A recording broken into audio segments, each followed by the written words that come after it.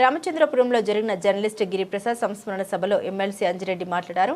గిరిప్రసాద్తో తనకు 20 ఏళ్ల అనుబంధం ఉందని, ఎలాంటి బాధ ఉన్నా ముఖంలో కనిపించకుండా చిరునవ్వుతో పలకరించే వ్యక్తిత్వం గిరిదని పేర్కొన్నారు. గోదావరి అంజిరెడ్డి మాట్లాడారు. జర్నలిస్టుల వృత్తి కత్తి మీద సాంలాంటిదని, గిరి గొప్ప మనసున్న వ్యక్తి అని తెలిపారు. డీఎస్పీ ప్రభాకర్ రెడ్డి మాట్లాడారు. సమాజానికి సేవ చేసే పోలీసుల వృత్తి, జర్నలిస్టుల వృత్తి ఒకటేనన్నారు. పాత్రికేయులు రోజులో 1 గంటైనా వ్యాయామం చేసుకోవాలని సూచించారు. పలువురు జర్నలిస్టు నాయకులు గిరిప్రసాద్తో ఉన్న 20 ఏళ్ల అనుబంధాన్ని జ్ఞాపకం చేసుకున్నారు. ఈ కార్యక్రమంలో ఆదర్శరెడ్డి, తొంట అంజయ్య, టెంపుల్ చైర్మన్ సుధాకర్ యాదవ్, శశిధర్ రెడ్డి, నరసింహారెడ్డి, మెరాజ్ ఖాన్, పాత్రికేయులు సుధాకర్ ఖాన్, మెట్టు శ్రీధర్, బందెం కొమ్ము సాయి, ఓం ప్రకాష్ తదితరులు పాల్గొన్నారు.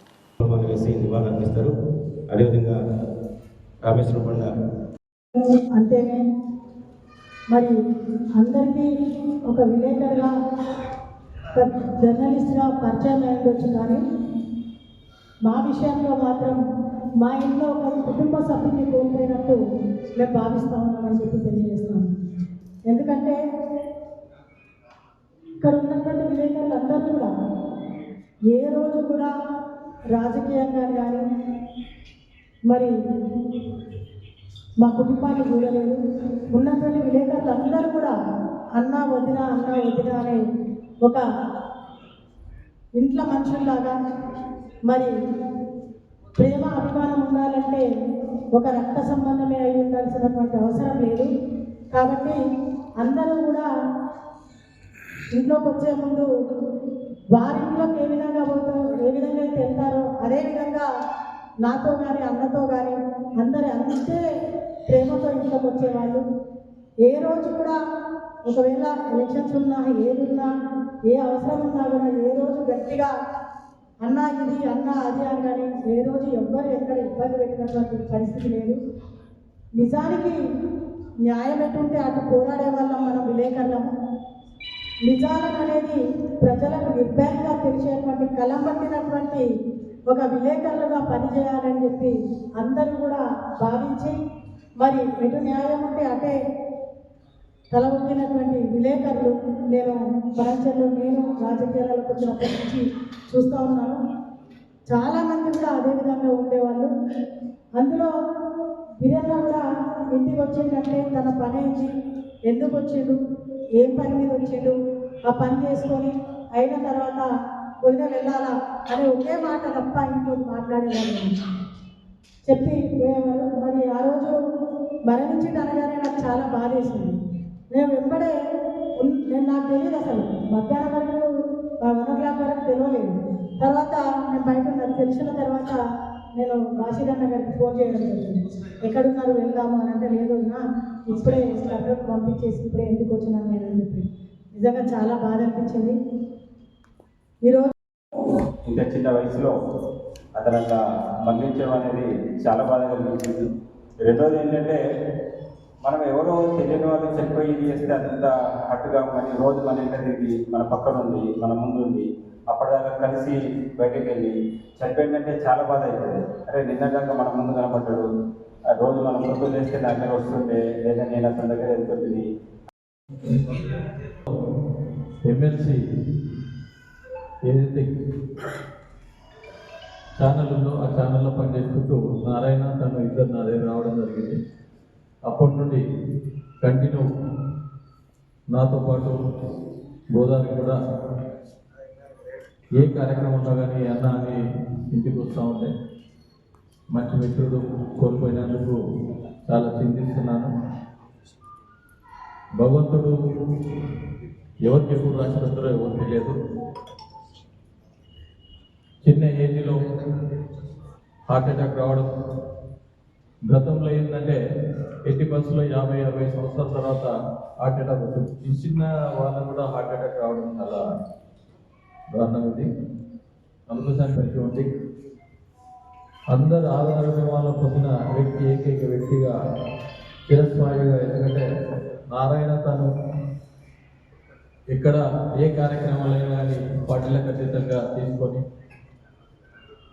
ఏ పార్టీ వస్తుందో, ఎవరు వస్తారో, ఎవరు గెలుస్తారో, ఎవరు ఉంటారో, ఎవరు ఉండరో అందరికీ సమానంగా చూసే వ్యక్తి ఈరోజు కోల్పోవడం చాలా చింతిస్తూ ఉన్నాను. అందుకోసానికి ప్రతి ఒక్కరు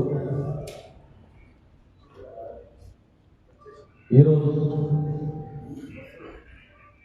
ఎంత చింతిస్తున్నామంటే కోల్పోయిన రోజు కూడా, చనిపోయిన రోజు కూడా నేను ఇక్కడ లేకపోయినాను, చాలా బాధపడతా ఉన్నాను. కనీసం చూడలేకపోయినాను. నేను అవుట్ ఆఫ్ స్టేషన్ ఉన్నాను. ఆ రోజు నాకు కూడా ఫోన్ చేయడం జరిగింది. తర్వాత కర్నూలు కూడా తీసుకుపోవడం జరిగింది. అక్కడ ఆయన ఎక్కడ జన్మ స్థలం ఎక్కడైతే అక్కడ అటెండ్ చేయడం జరిగింది. కర్నూలులో అయినా కానీ పడంచేరు ఇక్కడనే అనుభూతానికి ఎప్పుడైనా కానీ అతనికి ఆత్మశాంతి కలవాలని కోరుతూ పలకరించి, నాకు తెలిసి అతను అట్లాంటి వ్యక్తి ఆకస్మికంగా మరణించడం అనేది చాలా బాధాకరమైన విషయం. నేడు గిరిప్రసాద్ గారి సంస్మరణార్థం ఏర్పాటు చేసినటువంటి ఈ సమావేశానికి చేసిన ప్రింట్ మరియు ఎలక్ట్రానిక్ మీడియా మిత్రులందరికీ, తర్వాత పుర ప్రముఖులకి, నాయకులకి అందరికీ నా యొక్క నమస్సుమాంజలు. ఒకటి, జర్నలిజం అనేది కూడా విధంగా చూస్తే పోలీసు లాగే టైం అనేది లేకుండా, ఎక్కడ ఏ ఇన్సిడెంట్ జరిగితే దానికి తిండి లేకుండా, నిద్ర లేకుండా ఎక్కడ పడితే అక్కడ వెళ్ళేటువంటి వృత్తి ఇది. అయినప్పుడు మాతో పాటు పోటీపడి మాకంటే ముందు వెళ్ళడం కానీ, లేదా ఎక్కువ వెళ్ళడం కానీ, మా తర్వాత రావడం కానీ అట్లాంటివి జరుగుతున్నప్పుడు, అంటే మాకంటే మీరు ఏమాత్రం తీసుకోనటువంటి వృత్తి ఇది. కానీ దీంట్లో పడిపోయి మనము మన కుటుంబాన్ని కానీ, మన ఆరోగ్యాన్ని కానీ, మన పట్టించుకోకుండా, మన పిల్లల గురించి పట్టించుకోకుండా వృత్తిని కొనసాగించడం కూడా కరెక్ట్ కాదు. మనము వృత్తికి న్యాయం చేస్తూ సేమ్ టైంలో మన మానసికంగా కానీ, శారీరకంగా కానీ, మన యొక్క ఆరోగ్య విషయంలో కూడా అన్ని జాగ్రత్తలు తీసుకుంటూ, ప్లస్ దాంతోపాటు మన వృత్తికి కూడా న్యాయం చేస్తూ మనము పనిచేసినప్పుడు ఆ నెక్స్ట్ డే కూడా మళ్ళీ ఏదైనా కార్యక్రమాలు ఉంటే అట్లనే కంటిన్యూషన్లో మళ్ళీ తిరిగి అట్లా మనము నిర్లక్ష్యం చేయడం వల్ల కూడా పడేటువంటి అవకాశం ఉంటుంది. అయితే గిరిప్రసాద్ గారు అంటే నేను పటాంజలి చేస్తున్నప్పుడు కానీ, అమలు పిఎస్లో ఉన్నప్పుడు కానీ నేను చూస్తుంటే ఎప్పుడు అసలు నవ్వుతూనే ఉండేవాళ్ళు. అంటే ఇంతమంది పాత్రికేయ మిత్రులు, అంటే మిత్రులు కలిసి తనకి తన సంస్మరణార్థం ఒక సభ నిర్వహించడం అనేది, నిర్వహించి నివాళులు అర్పించడం అనేది చాలా గొప్ప విషయం.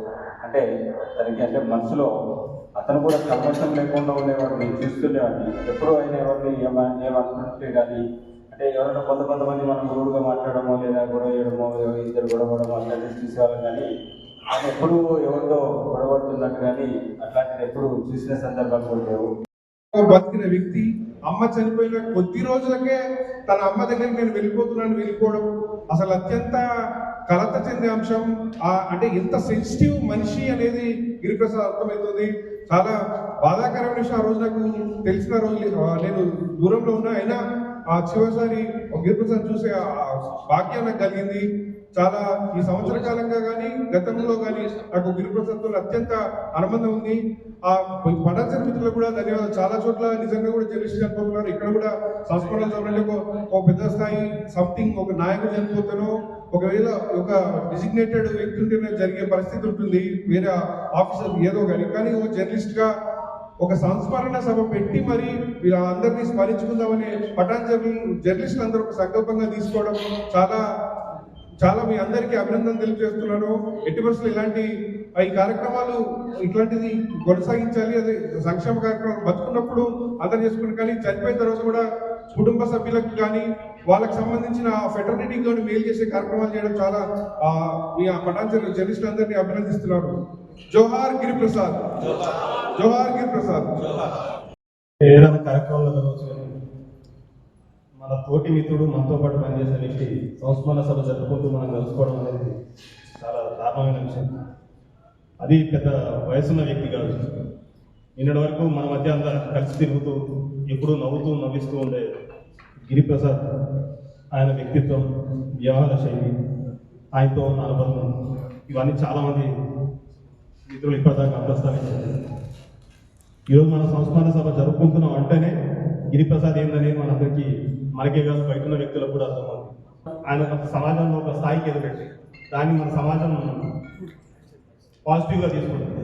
కానీ ఒక పాత్రికేయ మిత్రుడు ఒక స్థాయికి ఎదిగితే మాత్రం ఎందుకు అది మొదటి నుంచి ఈ రోజు కాదు, నాకంటే ముందు యాకూబ్ గారు, చక్రేశ్వర్ వీళ్ళు చేసినప్పటి నుంచి ఈ రోజు దాకా పరిస్థితి ఏ రోజు మార్పు.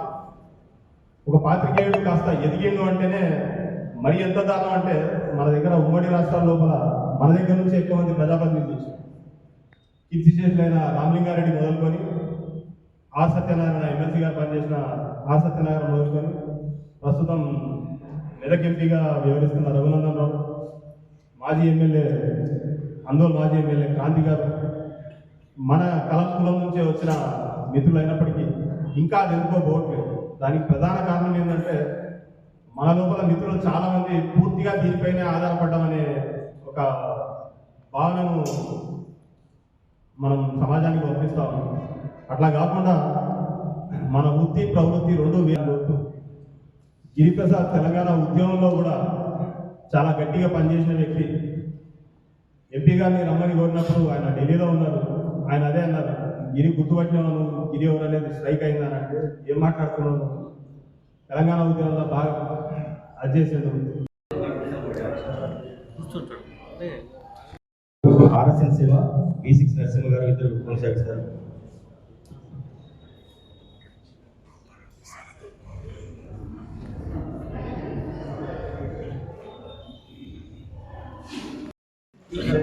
సిపిఎం పార్టీ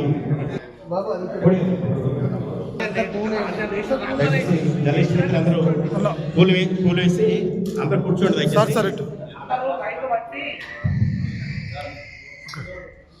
సార్ అందరినీ లైన్తో వేసినాక కూర్చోమని చెప్తున్నారు. ఇవాళ ఇసుపాటి గిరిప్రసాద్ గారు